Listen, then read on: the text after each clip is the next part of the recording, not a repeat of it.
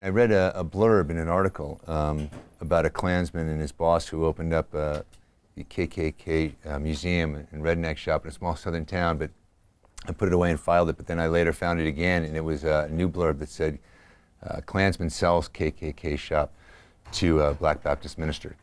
So I was so sort of moved by it that I called the real people, and I drove down there, and I spent over a month in Lawrence researching, getting to know the people, and getting to know the story, and it just never left me. It's such a deep and meaningful story that I needed to tell it.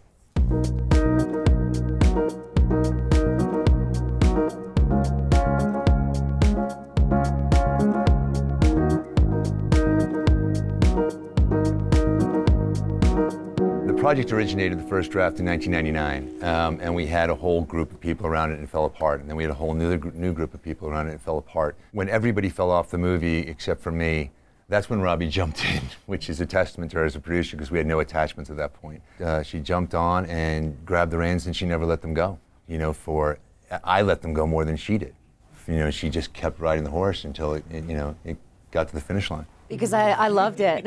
I just, from the moment that I read this script, it just got under my skin and I loved it. I loved the story, I loved the people. I thought that it was just really important, and you only read very few scripts in your life that you feel that way about. And so I had to get it made, and I was gonna do it no matter what it took. And it came together in the right incarnation at the right time, and we made something I think very beautiful and powerful. I've known Robbie for quite some time, and she sent me over the script, and I read it, and I saw something there. I saw a story that I'd never seen before. It was very realistic. I was just really intrigued by it, and as soon as I landed where I was going, I got on the phone with Andrew, and just to sort of suss out and see how far they were going to take this, how realistic they'd allow it to be. Look, it deals with the Klan, it deals with a situation in Lawrence, South Carolina that was, it caused a lot of stir and riot back then in '96 when it happened. When I saw there was a love story in there and redemption and,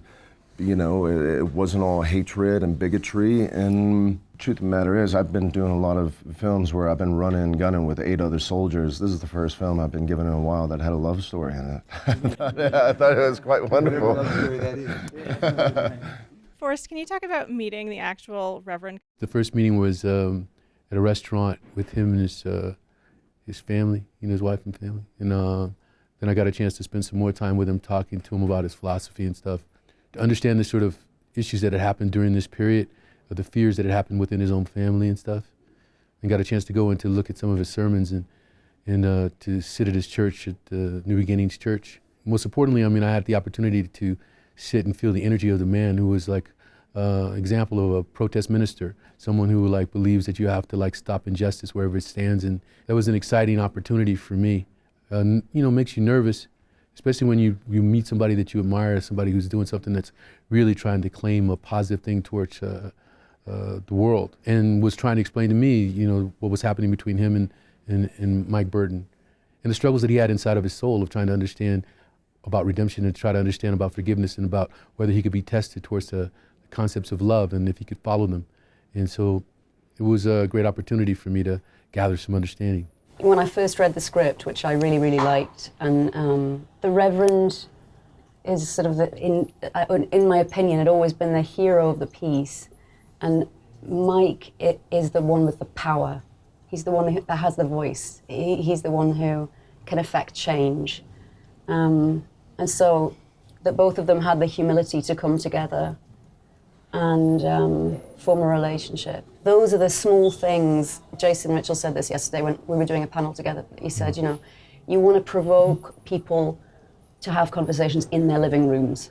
Considering the project, I didn't really look at the small nature. I looked at a collaborative effort, touching a topic that is necessary. I don't think that the purpose was suited and intended to exploit or at least acknowledge the reality of where we were at the time. That was one thing. The other was that this was a roundabout for me and Forrest. So the first time I ever, acted was with Forrest. So once I heard about it, of course, I had to call him. We spoke, and we really talked about, one, his commitment, two, the commitment of this cast, And this is an idea if he felt this was something that was worth the time. Reading it, I felt it was, but I wanted to know that he was committed, and that's where it began. We weren't looking for Usher for that role. We were looking for Usher Raymond IV. And that's what we got. We got Clarence. So he disappeared, as everybody did.